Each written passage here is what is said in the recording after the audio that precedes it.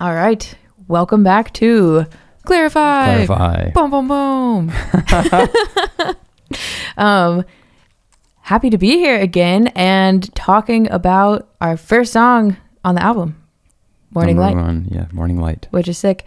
If you listened to the whole intro episode, on behalf of us both, I would like to say thank you for listening to us blab for so long. I feel like, you know, the intro episode was kind of like the boring part of a book where you just need to know the information, but you're like, is this book even going to be good or not? Like, am I going to hang on for the meat of it? There's some people out there right now being like, yeah, but I love that context. I love that. So, and we love you. Yeah. Other people are probably like, you might find that you need to go back if you skipped it. Yeah. We're definitely going to talk about these songs, assuming people have listened to the intro, at least in the previous, episodes before it. Yeah. Because there's a lot of, narrative structures and ways of thinking and different ways of, theories and things that we've, prefaced there that we're going to definitely elaborate on. Yeah. So now that we're in our first song episode, what will happen first is that I will give you song context because, like we said, I didn't know Aaron at the time of writing these, and I kind of came to them during that window, 2016 to 2019. And I think it's worth saying, like, a fun little fact about the song. So we're going to have like a history anecdote section where I'll just, provide a fun little like relevant tidbit. But then we're going to get into like emotional origin of the song, where I was at personally, emotionally at the time of writing it. We're going to talk about the song's narrative purpose just as the song itself. Like if it is a single unit thing, what are we talking about? What are we discussing? We'll get into lyrical and musical narrative. And from those things, when we were going through the onboarding process together, it was a natural part of the process that after discovering like over and over again the spectrum of which we wanted to explore within each song, we came to the conclusion that we should just have dualities for each of the songs. Yeah, we talked a little bit about this in the intro, but right, the dualities being one of the guiding lights, like the pictures, like the pointillism pieces, like the tree photos. Right. So I think it's only natural that we relay what those dualities are after discussing the musical and the lyrical narrative, and it should hopefully make a lot of sense as to what the dualities are after. Yeah, and as we break down the song too, you'll realize how some of those things correlate to the duality. Right. Then we will explain how the song fits in the record's narrative, and that goes back to our narrator versus codependency thread, our change thread, our tool thread, and when eventually it's relevant, side quest. Yep. But not now. We took some time and like searched through all of our Dropbox documents, so thus the onboarding process. And if we found any fun nuggets in that, we pulled those and we'll share those. But mainly it's these like large dimension overview points. Like, was there anything huge that we needed to change, like upon first or second listen together? And sometimes it was like, no, not much. And other times it was like, we need to start over. Yeah. Or anything that changed that was just like applies to the whole song, or just big picture things, whether they were potent or whether they were just like physically like large levers to be like, wow, we have to change the whole tempo of this tune, which we'll get to. Like things like that, it's like things that affect the whole song, because a lot of our endeavor into the song, we're gonna kind of go like formal section by formal section. So that's kind of an opportunity to go big picture. Yeah. And that's exactly what I was going to say. So next is what we have titled Formal Pathway. Our formal pathway will be the song just as you would listen to it. And we have given form structure, like we're calling things intro, verse 1, verse 2, whatever. Which I might even just like reference timestamps if I can. That'd be great. Yeah. I think that would make sense. So we'll just kind of talk through the song from beginning to end in our little pieces of the form as we go, and just talk about, honestly, just anything that was relevant. Like when we were creating this podcast, we sat down and it was really fun to just kind of reminisce on all aspects. What did we change from where the song stood before coming together? Was there anything about recording this certain line that was challenging? Are there any production elements that really, really stand out and are noteworthy? We don't really have like specific, oh yes, and now we will talk about the keys part. Yeah. Or, oh yes, now we'll talk about, no, it's just kind of anything that came to mind. Yeah, it's very haphazard, just like what comes up is what we're just going to talk about it. We'll assume that was important if it came up. Yeah, and hopefully if it's interesting to us enough to think that we should talk about it, it'll be interesting to you too.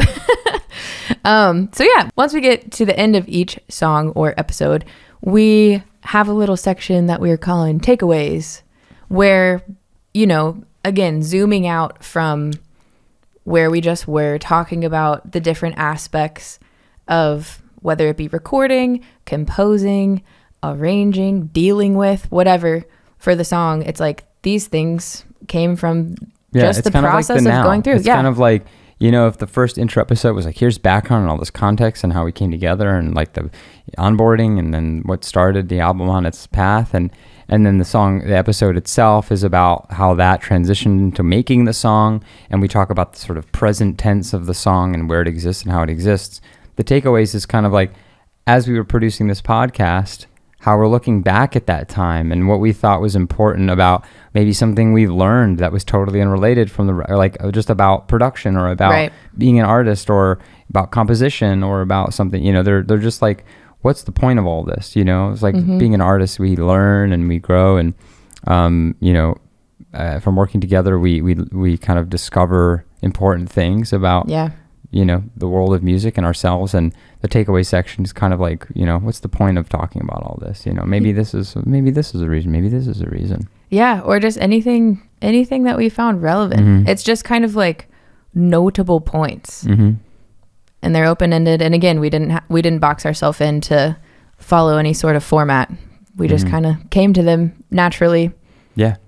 So, and wherever we can, we're going to try to maybe show audio examples where they make sense, or show other things where they make sense. Yeah. Okay. So I think we can go back to where I tell a fun story.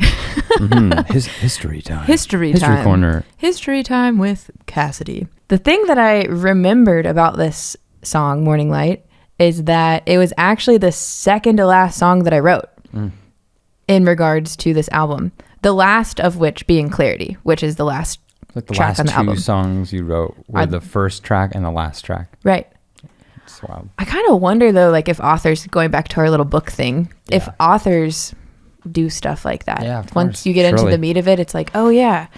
But truly, at that point, I wasn't thinking about chronology of the album or anything. I was still just in this expressive place of, I'm writing songs for the first time, and you know, right now I am feeling like this. And it just so happened to work out that the songs that I wrote were able to be put into the album, and then we kind of reordered them later, but it definitely is the perfect setup for this record, I would say, which kind of leads us into the like emotional origin of this song. It's exactly that. It was just, wow, things are not working out like I thought they would, whether it be romantic relationships, or I still feel like I'm missing something, or I still feel like I could go deeper in certain areas. And I know that the patterns and habits that I have are not leading me to where I ultimately want to be, but still this vague, like, I don't know exactly what to change in order to achieve my like larger goals or whatever. It was just kind of like, yeah, I guess yearning is a really good word.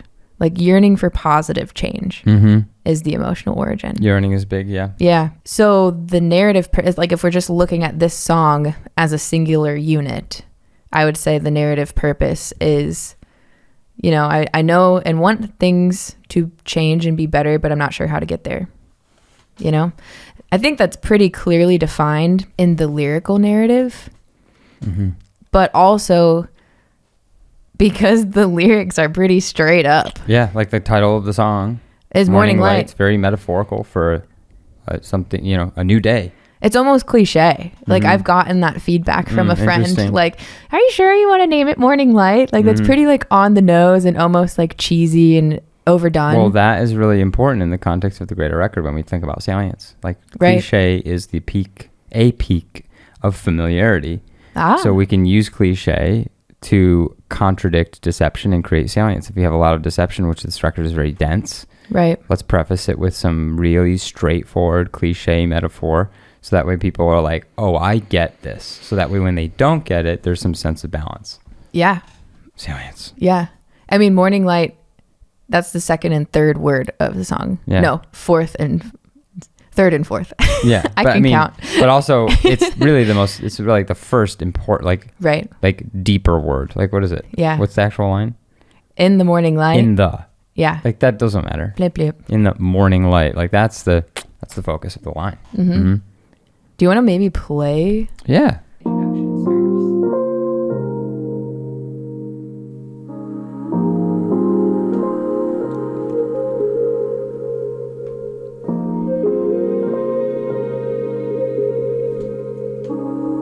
In the morning light, I expect to find something. Yeah. There we go. Right off the bat. You know, and the lyrical narrative is also supposed to portray the beginning of something. It's the start of a new day. I mean, that's it. Again, it's pretty on the nose. But I love that discovery that you just made. It's like, let's give them something so familiar because this record is... Yeah. Like one of my favorite bands of all time, Incubus. Like Brandon Boyd is a genius lyricist. And he uses like lyrical metaphors, like fairly recent song called Adolescence from If Not Now When. The chorus is out of sight, out of mind. Right. It's literally a cliche, but like there's metric change in the song, there's cool key changes in the chorus or in the bridge, and there's stuff going on that create a little bit of deception against that cliche. Right. So yeah. Yeah, there is kind of some metaphors that are playing. Like, again, they're cliche, but nonetheless, like, metaphorical. Like, we are trying to represent, like, okay, this is a new chapter. It's a new day. You know, shining light on things, like shedding light on maybe the light shining on it yet, but I haven't even noticed that that's the thing that I'm supposed to be noticing to change. You know, there's a bunch of stuff that it's kind of alluding to. And I mean, we could read into it forever. Yeah, I mean, I think like the idea of waking up. Yeah. You know, it's like you go from like lack of consciousness to consciousness. Right. And facing the consciousness of the day, having to make decisions, having to do things, not just sleeping anymore. Right. Like you have to be like, oh, I'm a conscious person now. I have to do things. You know. Yeah. There's something there. Right. And the closing lyrics are, you know, the shadows left to fight. Those are the things that I don't quite understand. I know that they're there, but how can you fight something if you can't even see it? Foreboding a bit, you know? Yeah. And then we're left with, and yet I'm left wondering, you know? So Big it is time cliffhanger. Truly a call to action. I think it does a good job of setting the stage.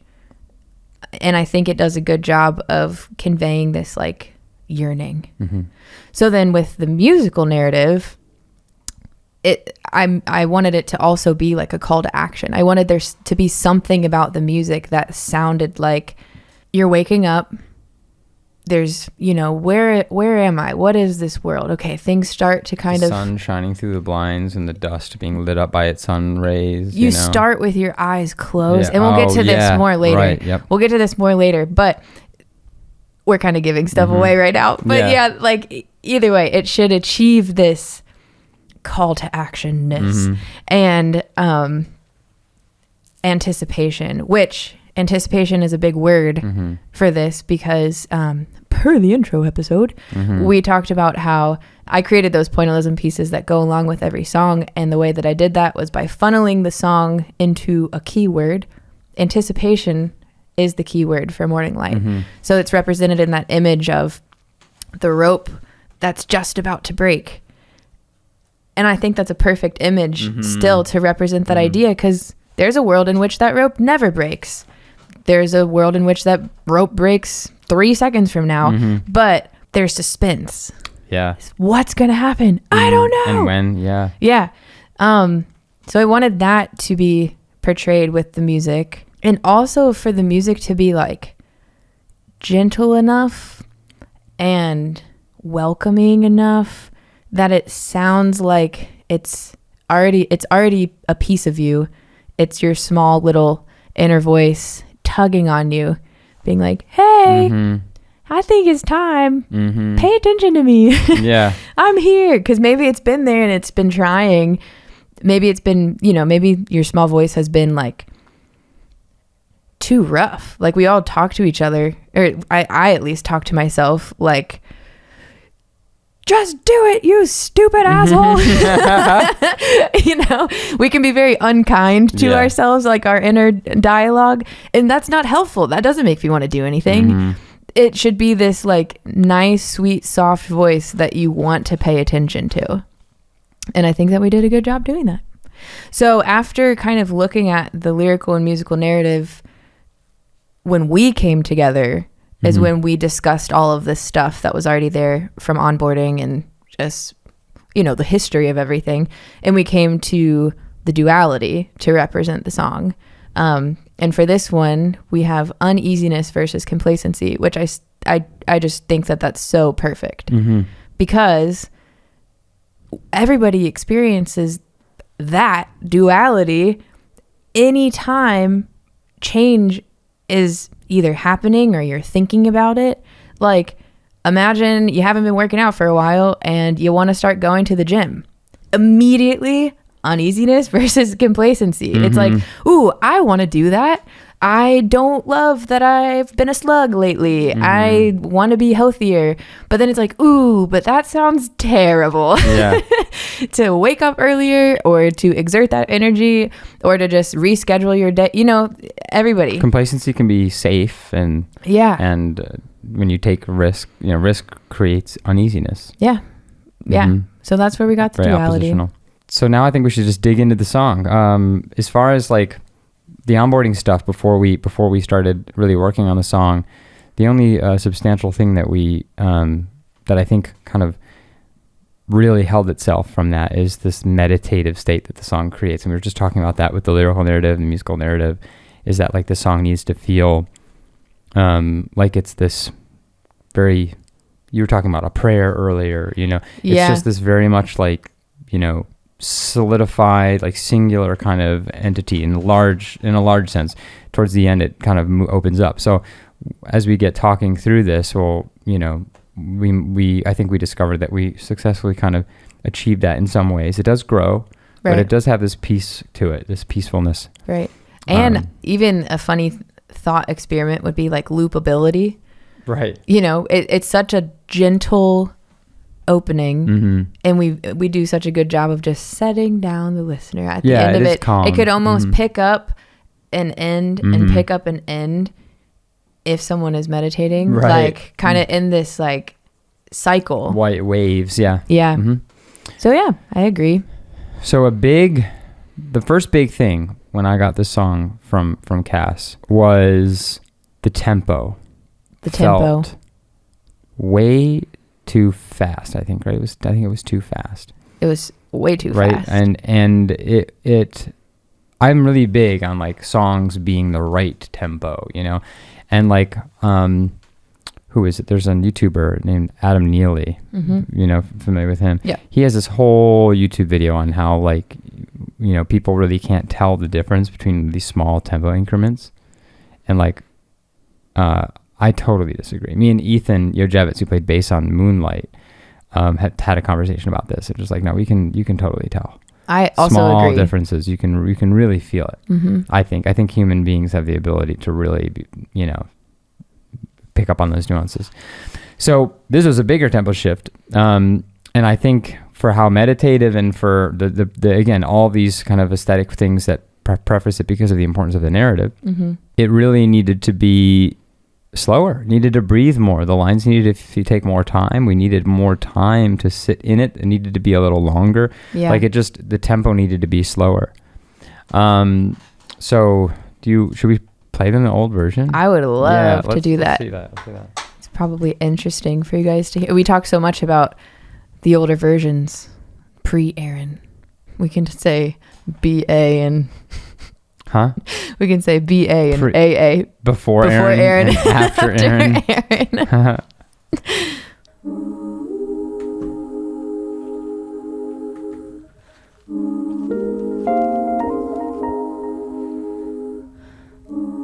Oh gosh. I expect to find something sparkling and bright. Sparkling. I know I need what's up. Right, and then you juxtapose that immediately against what we played earlier, right? In the morning light, I expect to find something sparkling and right. It's just a little slower. It just has a little bit more breath in it. Yeah. I think that those things are really important. Yeah. Another noticeable difference is the register of the whirly. We did change that kind of immediately too. That was something where I just have a memory of like we're in the this was BA, and I was convinced to play it in that higher register, and it was one of those things when I was listening back and I was like, I need to start this over. It's because I sacrificed. Like I always wanted it to be. That was what you hear is the original register in which I composed it, talking about that like artist intuition or composer intuition, and then got convinced to record it higher, and it's like, nope, it was always supposed to be like that. So glad that we changed it. And again, why? But then this is the thing: is like, why is the higher like facing that? Right. Why was it put in the higher register? And why should or shouldn't be there, and why should it be lower? For us, the darkness of a lower register, the warmth you gain from that was adding an emotional quality, was adding a narrative quality that I think better fit the concept of this record. Feels like you're under the blankets in the morning. Higher textures from other sounds, which ends up being this electro chimey synth birds that we got from Jesse, right, with the neutron synth, I think it was. And that is coloring this high register. This is filling the high frequency spectrum, filling out that texture. All right. So another thing that we'll talk a little bit about throughout this is text painting. It's just like, again, it's all what we're talking about right now, about all these like, this meditative state in the dark environment we're creating and the sleepiness and, using these musical and production related affects, putting things down register, starting with less instrumentation. It's all text painting. Text painting, for those of you who don't know, is when you do something musically that can be really representative of a lyric, of a word or a lyric or a phrase. The most typical example would be like if somebody's talking about flowing water. Do you want to play like some like bigadoo kind of stuff? Yeah. Here. It's like this would be a perfect example of like flowing water. Digadoo. Yeah, it's like any kind of arpeggiated thing. You could just use that. Yeah, and that's like text painting. So you can do all sorts of things for text painting. In this context, we looked at text and you think, well, musically, what could I do to indicate that? So that's a big part of the song too, and I think it also helps reiterate the beginningness of it. And we hear it right off the bat. Murky. And then the vocals come in, but they're non-lyrical, so we don't have to worry about words yet. It's kind of still ambiguous. Yeah. It's very focused, and then slowly throughout the song, the sunlight comes in and cuts through the blinds, and we see it, and we see the sparkling dust particles, and we see our eyelids are kind of dirty, and we're like tired, but we're thinking, and I feel like the strings lift us up and try to urge us into our day. Yeah. So it's all text painting. Yeah. Which, it leads us right into the intro. Like we wanted to squinty eye synth. Yeah. This goes back to our tree ideology document of the images that I found that I wanted to use as a touchstone of how the song should sound. And the image that I picked for Morning Light was this like it seems like you're on the ground looking up, like maybe you're camping or something. Yeah. Because you're in nature, which is important. It's a little it's like a little It's a little fuzzy, foggy. And like you still see the like dots that can happen if like a lens is blurry or like the definition isn't high lens enough. Flare or something. Yeah, which I think is how a photograph would represent like the squinty eyes, which we keep on talking about. Yeah. So I'll make sure to put that tree picture. Yes, and when we talk about the squinty eye synth, it's this it's this little thing right here.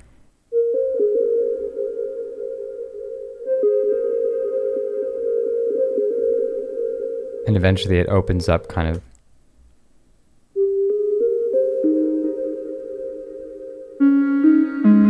Right, gets brighter, the filter's opening up, and then eventually we even get here, which we'll talk about when we get to the next section.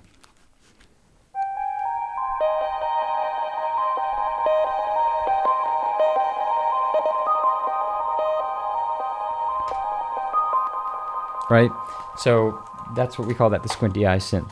And you did a lot of like production techniques too to also support this like waking upness. Yeah, slowly. It's just like really being careful about who's entering where.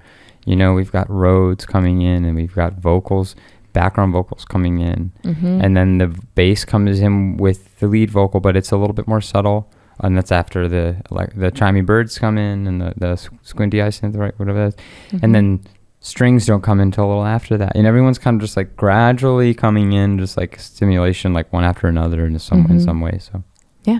So when we get onto the verse, that sparkling and right, that synth I just showed you when it starts to get a little bit brighter at first before it gets more like rhythmically kind of dense later. Right. Right. That's kind of mimicking that again, text painting, sparkling synth at that moment. Yeah. And then another really cool moment that happens in the verse that's noteworthy is how the strings enter. The way that the strings enter is so cool. So we get to kind of the end of the first lyrical phrase, and the lyric is find something, and that's reinforced by the string. It's a single string line that is in unison with the vocals, if you wouldn't mind. Oh yeah. Playing that.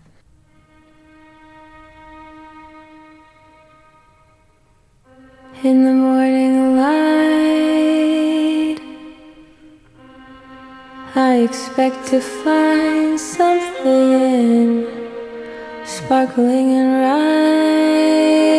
I know I need what sun can bring. Okay, yeah, so actually there's a string texture before it. Yeah, I was just saying correction. But this is the thing about it is that string texture is mixed in a way where it's hidden right within the rows and the synth and things. And it's arguably more salient to have it kind of sneakily there, so when the strings emerge, it's like, oh, of course, like, of course that's that. Right. And we really don't really notice the string until it really doubles that melody beat. Right. And this is the thing, it's doubling the melody, meaning we notice it. Right. Like there's a reason why it doubles the melody there. It's to make us say, oh yeah, there's strings in this song. Yeah. Yeah. And I love that the string line continues to follow the melody in that lower register with I know I need to find something. It's like that is the sureness if we're thinking in regards to our like duality. That's the uneasiness. It's like it's reinforcing. We said it's like stirring you a little bit. Yeah. Yeah. In the bed, you're just it's this big sense of gesture, and I think that gestural things, especially when it comes to strings, are so powerful. Like I think a lot of times composers are afraid of space. Yeah. But taking relatively negative space and have gesture move in and out, it's such a colorful way to kind of speak with orchestration. It's just like smearing things on a page. Yeah, you can have like repeating loops and things and having those kinds of textures, and but oftentimes gestural lyricism and trying to have instruments mimic one of the most natural instruments, which is the human voice, in the sense of how dynamic and flowing it can be. It can be so powerful. So yeah. I think that helps establish a certain level of aesthetic as well for the record. Right. And you'll see that we use this word gesture. Oh yeah. All over the place. I'm a freak. I love the concept of gesture. Yeah. So then when we get into verse 2, we kind of hinted at this already, but we continue to have growth. Mm-hmm. So our sparkle synth continues to brighten. Yeah, we're more rhythmically dense there when we listened earlier. And that is like the morning light. Like the sun is continuing to rise. We're getting further into the day. Mm-hmm. Our bass enters, but it's syncopated rather than just doubling like the harmony that is being playing implied. The part that it played when it first came in. Right. And syncopated means it's expressing some rhythms away from the beat. It's kind of like a little bit different. So you listen to, I don't know why I keep setting these down here. I know, we should just keep them probably keep them on my neck like this. I don't know. Yeah. So like the first time the bass comes in the morning light, it's just a single note. And then it follows the piano. It's still attached to the piano. And then it's really supporting the texture, right? Just doing its job as bass. But then when it comes in on the second time, we have a little bit more syncopation.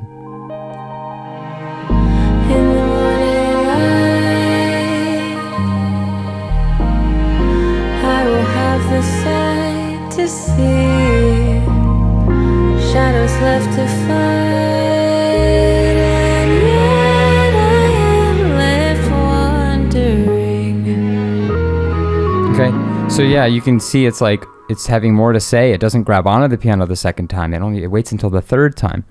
So we get back into some salience there, and we establish familiarity, with that bass the first time, and then we create a little deception with some more ingenuity at that time. And again, this is another sense of growth, waking up, moving on with the day. And I would say once all of our instruments kind of come in and they're all, at their peak, that achieves the call to action. Yes. You have all the plotting things like the Rhodes and the bass and the BGVs, mm-hmm. right? That are like very grounded and they're plotting. And you have in the string rhythm, and then you have these gestural things that are kind of ambiguous, like the sparkle synth, the closed eye synth, and the string, the nature of the strings phrasing, which is a little bit more ambiguous as well. Right.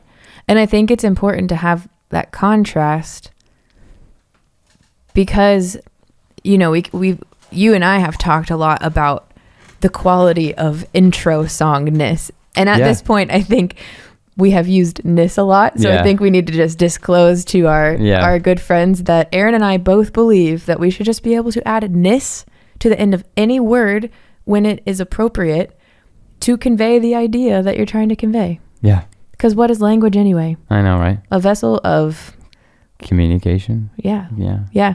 So our intro songness, having these like gestural things that counteract the like plotting Rhodes and mm-hmm. bass, it sitting in bed versus sunlight coming in coming into your eyeballs. Yeah, it hits on the duality, but then it also, in regards to like setting up the record itself, it should leave you wanting more. It shouldn't feel like this big final thing. Mm-hmm. It's a bit of a tease. Right. Right. Do you have anything else to say about the intro songness? Because that was important to me. Well, this is the thing is we're really establishing, we're relating to the narrative itself of the sun coming up and our day starting. Right. I think that is the biggest thing of like, we're starting, we talked about it a little bit earlier, like starting a new chapter. We're starting this new experience. This is the beginning. It feels like the beginning, I think, in a lot of ways, because musically we're trying to emulate that. Right. And I think that these darker sounds, slowly introducing instruments, slowly introducing sounds that will be on the record. There's no drums really in this tune. Right. So we're still waiting to give some things away. There's some anticipation. Yeah. There's challenging. We've deceived that there's some salience in that. We're creating some deception. Right. By being like, you're used to hearing drums sometimes, and maybe with these instruments you would expect eventually they would come in. But with this song, maybe you don't, if you hear that, but you might be wondering, well, is there going to be drums somewhere? Right. So there's some questions. it's shorter. The song is shorter. It doesn't have much to say. It stays with like really one main idea and then elaborates a little bit at the end. So it does kind of create a lot of open-endedness. And I think that open-endedness, potentially drives people to kind of listen to the next tune. Yeah. Leaves you wanting more. Mm-hmm. I agree. It's the beginning of the journey. Yeah. So for the outro, the instruments kind of take the lead. They respond to the vocals saying, and yet I'm left wondering, dot, dot, dot. Like, whoa. So basically it's where all of the instruments that have been progressively getting in and progressively growing a little bit and developing more character, they all coalesce at once. They all come together into this unified gestural experience.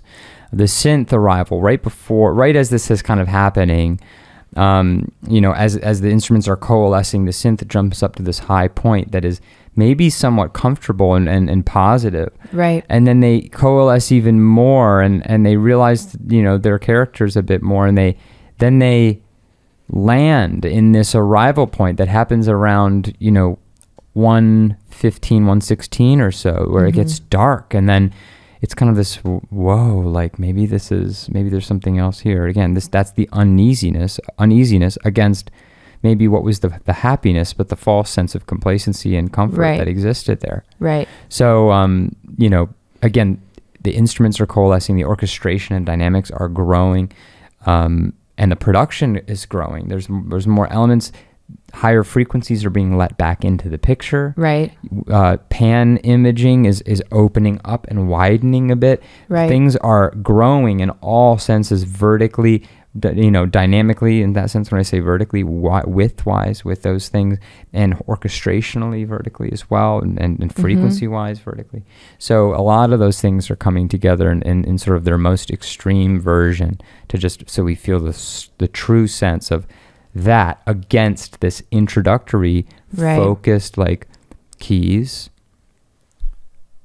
then vocals, then that little synth, that little with distance, a narrow, very sound narrow image. Yeah, the image is a little tighter and it's a little darker. Things are filtered out and it's like focused more, right? So that opposition again is creating some salience with that deception, right? And growth is really trying to highlight the breadth of the record while not trying to be too different, so that or too disparate, so we can still maintain a focused intent. But it highlights, by this point of the record, I think when the vocals leave, we suddenly think, wow, oh, this is what the record is going to be doing, right? We kind of have a specific sense of it potentially with this more focused approach, and then all of a sudden harmonic changes and really grandiose dramatic string parts and even harmony, like the whole flat 6 flat 7 1 thing, that in and of itself is almost Nerd a cliche. Yeah. Nerd alert. I tried to hide it by going to I think the first time we go flat 6 flat 7 and then like 1/3. Wow. And then we go flat 6 flat 7 1. Oh, this is for those big time music nerds out there. Yeah. We hope you love this. Yeah, because I couldn't just let myself do flat 6 flat 7 1 2 times in a row. Bom, bom, bom. And then yeah, absolutely. But yeah, I think that totally captures the duality. Can you show them the difference between that? Absolutely. For those of you who are not familiar with what those chord number things are, this is kind of like the difference. So like earlier on in the song, it kind of happens just this way. That's your flat 6 flat 7 1. Right. That we got going on. And then at the end. So this is kind of more or less what the outro harmony is conveying at the end. See, the cliche one would just be to go, which we do. Do. What about your do? At the very end, but I tried to just do something as a sort of fake out by using the inversion of the one the first time that we hear that harmonic progression in the outro, which is this. Right, slightly different sound. Right, very, very slight. It's the same chord progression, but that one chord, that tonic chord, has the third of the chord in the bass this time, which adds a little bit of ambiguity and a little bit of just suspense and just to kind of elongate that phrase, while being basically the same harmonic material. Totally, but just that one little change I would argue, gives us a sense of, like deception, or we're not sure. Oh, it does deceive. It's technically in the language of this, it's deceptive. Yeah. It's creating salience, because every other time you had one chord in the song, it was one way. Right. It was played with the root and the bass. Right. Right. So this first time you have a third in the bass of that chord, it feels like a substantial difference. Whereas in a classical piece, if it's like all the time, it's like, it's basically the same chord. But in the context of the dynamic and the texture, there's a lot of other things distracting. It feels very different. And it only happens once. Reiterating it, and it only happens one time. Yeah. So in the context of this song, it's salient. It's different. Right. It's creating deception. Yeah, because I would argue by the time that we get to this song, like, where are we supposed to be in the narrative? It's like we have woken up. We have stated, I think things should change, but I don't know what it is. I'm left wondering. But I want the listener to have a sense by the end of this, which I think the outro does a lot to pull the weight for this concept. It's like, when you feel those tugs, like, I want to do something different, I want to yield different outcomes, we should be able to listen to this song and, maybe the character is going to do something about it, maybe not, but it's like kind of course. Like, it's enough of a statement that it's obvious that we have more of the story to tell, and it's definitely just the start of our little character's journey. There's still some uncertainty represented in the outro, which I like, but it is almost like, all right, we've like put on our boots and we're ready to go. Yeah. And again, just like musically to be like, well, someone's being like, yeah, but how? Like, again, it's a lot of these elements. It's this closed eye synth, this bird synth. It's ever changing. It has continuous motion. The string part has continuous motion throughout. The bass part is kind of duplicating the piano mostly, but it's gone somewhere else in that second verse, and then it's now going to this place. The piano is a little bit more improvisational. There's like a little bit more embellishment or freedom in the performance. It's not so plodding. Right. And the vocals are stacked, and there's new textures of vocals. There's 4 other vocals that are high and low that are just in the last few bars of this piece. So there's a lot of that stuff. There's a lot of newness in this end, and a lot of that deception.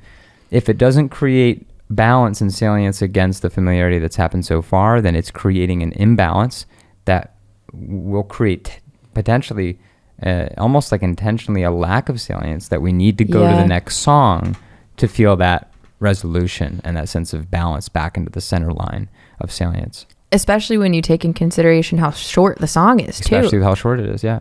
It gets there. It keeps people just for as long as it needs to without holding them to it or delaying it. And yet they're left wondering. As you Hopefully. say. Yeah. This is the start of our character's journey.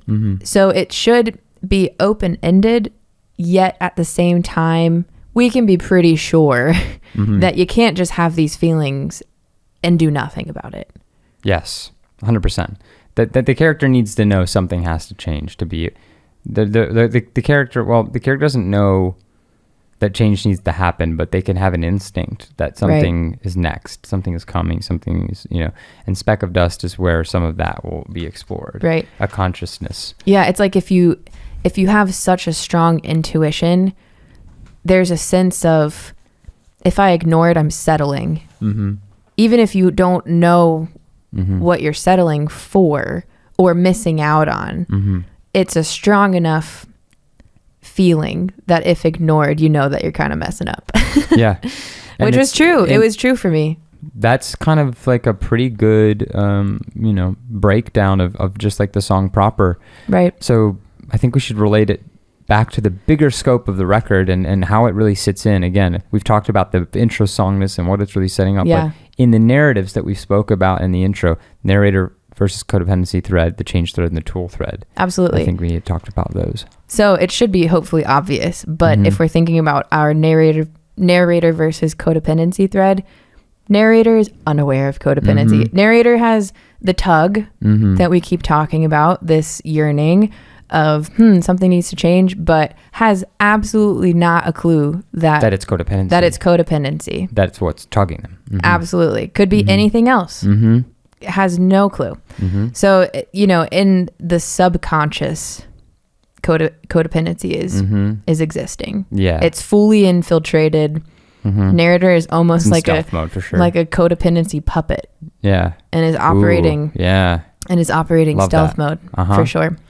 So in regards to the change thread, I think that's also hopefully pretty clear. It's like, we know something should change, but we don't have an answer for what we're even fighting. So we don't know how are we supposed to do that. So it's, yearning is our relationship to change right now. Right. And the tool thread, we don't have any yet. We don't have any tools. We don't even know what's going wrong. They haven't learned anything yet. So no. We'll get there. Yeah. Awesome. Right. So we have quite a few fun little takeaways. Key takeaways. Yeah. Which just presented themselves after going through the process of, sharing all the information that we just shared. But the one that really stuck out to me, and I think is still my favorite, is I remember when we were, doing podcast day number 1 and kind of drafting these for the first time and going through them, I was sitting there and thinking to myself, are we just superimposing all of these forcing this? All of these high and mighty ideas? Because we were having moments of discovery, which isn't a small thing. Like going back through these songs in which we have foolproof the method. Like it feels like we should have known everything about all these songs that was to be known about them already. Yeah. And then we're sitting here being like, I think that the bass is representing this, or anything that we just said, that was all kind of news to us. Or like, oh my gosh, yeah, the beginning, we did know for that we wanted it to seem like someone was opening their eyes. But maybe we didn't realize until going through the certain details. Yeah. Like a lot of things we knew ahead of time. A lot of things were interesting. Yeah. And they were revealing themselves to us as we're going through this process. So I was just like, are we just overly justifying these things or what? And then you said, no, we approached this so well and covered all of our bases that of course we had things built in the song that we weren't even aware of that are just so structurally sound and supportive to the overall song. Because we had an intention. We set an intention ahead of the game. Yeah. That's definitely my big MO. It's definitely especially with the salience conversation, with things like that, it's building intention leads to salience, because salience is an active practice, creating balance and knowing what is familiar, what is deceptive, and how those two things relate to each other. Right. It is an inherently intentional pursuit. So between the onboarding process and being intentional with composition and all these other things, we set ourselves up for effective effective compositional results, musical results that will affect, the listener, may or may not affect the listener, but depending on their ecological background and things as I mentioned. But it ensures, it's about integrity. It's about things being, what we want them to be, about what your vision of the narrative is at that moment. Yeah. There are plenty of composition and production decisions that we just talked about today that show this intention, So I think that's, I think you can hear that intention. Yeah. Again, also increasing the strength of our sort of acuteness to our subconscious as composers. It's not like we're trying to convince ourselves. It's just proof. We're putting together proof. For example, what we said at the end, the instrument's taking over as an internal thought after wondering and then carrying the narrative. Yeah. That's something that's clearly was what we were trying to do. Right. And we were aware of it in a certain way, but we had never codified it into that sentence. Right. And by codifying it as a sentence, it's just really refining of course, we planned on that, but in 7 different ways that led to that, knowing that's what we inherently wanted. Right. We planned on the 7 things. We just never necessarily discovered the one thing that summed the 7 things up necessarily. Right. And that's kind of what I mean by the subconscious being informed, which is interesting if we relate it to the narrative. Oh, it's my gosh. We're talking about the subconscious not being aware of codependency right now. Right. You know, how does the subconscious relate to how we make decisions and our lives? There's clearly something that needs to be changed to improve and get better. It's the same thing. Like, how do we relate to our subconscious musically as composers and pull things out and inform it more so we can make more intentional, effective decisions that are in integrity with what we actually want to be saying as an artist. Right. And I think this is just reminding me of something that we've already stated, which is, you know, the intuition leads you so far, but then you really have to go further to be like, why is this thing going to stay in my song forever? You know, if we just stopped at certain points like, oh, this sounds right, or oh, this feels right, or oh, this thing is cool, so let's keep it. Mm-hmm. Then we probably wouldn't be able to go back through these songs and see the end result from this kind of like now like bird's eye view, mm-hmm. and be like, what you just said. It's like, oh yes, of course the outro is the narrator's internal thoughts.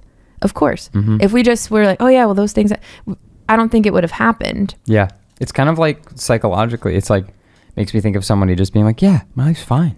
I like it. It feels good. Right. Like I feel good today. Mm-hmm. Part of that is great. Part of that is like, you should only go off of your feelings. Like if you're like, I feel good today. But like if you're lying to yourself because you've just gone through trauma and you're just like being super fake to your own truth, mm-hmm. then you have some shit to be dealing with. You know what I mean? Like, so you go to therapy and you face those things and you assess them and you learn how to define them and you learn more about them. Right. Again, it's kind of like what the narrative is about, is like learning about these codependent things.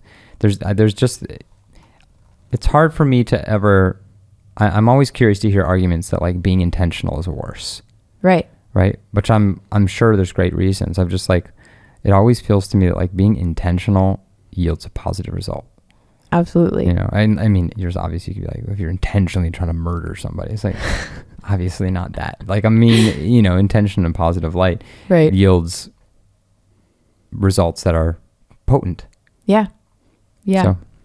And I think, you know, intention doesn't have to mean complexity either. Exactly. It really doesn't. Like there's moments where we had like an accident happen in the studio and then we were like, wait, let's keep that. That represents this thing. Yeah. Let's keep 100%. That. Like that. We didn't mean to do that, but let's keep it. The intention is in recognizing the accident, stepping back. For sure. Hearing it. For sure. Right? Yeah. Assessing it. Right. You know. It reminds me of that artist who I'll look up their name, but they got like some ridiculous amount of money, like $185,000 to do this big masterpiece for this art museum. And they decided to return one giant empty canvas alongside another smaller empty canvas.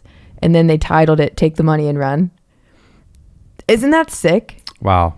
So it's like the intention behind that is what shines through. The artistic statement is like a societal statement at that point. Yeah. Situational statement. Right. I don't want it to get lost on whoever's consuming this, that like intention equals more details or more complications. That's not what we're getting. I think we are very detail oriented people. And obviously like we have this very in-depth, complicated album, but for us, that's what intention meant, but it doesn't have to be that. Yes. You know, as long as something is deliberated and then the decision that you make and wherever you land has just been thought about and contemplated and you're sure about it, I think that's all we're saying.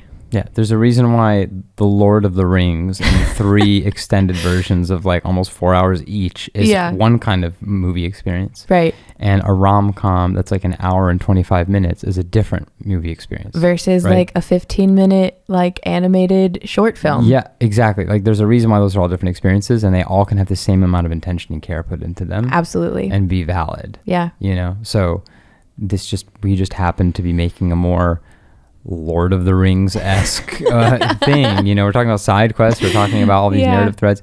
Again, not to compare this to that, you know, very impressive body of work at all. But it's just, you know, it's knowing the scenario. Right. Absolutely. Yeah, I think that is everything that could possibly ever be said about Morning Light. Yeah, to some extent, right? And more. Forever. Yeah. And more. But we will really start to get on our journey in our next episode, which is going to overview the song Speck of Dust. Yes. This is like the true start. Our sweet little friend, Speck of Dust. Yes, our sweet little speck of dust. Sweet little speck of dust was trapped in a room, floating around, and thought that that's all that could ever be. Yes. And then someone opens the window, and Speck of Dust got swooped out of it. Swooped. And thrown into their little journey on their little spaceship is how I imagine it. Yeah. I need to make like Speck of Dust beanie babies or something. Oof. Sell them in their little rocket ship. Little plushies, little Speck of Dust plushies. Yeah, they might look too much like the dust bunnies from Big Comfy Couch. That would be incredible. I was just talking to Chloe about those the other day. I don't remember how they came up. Yeah. I love those little fuckers. Well, you guys will meet Speck of Dust next time. Thanks for listening to Clarify.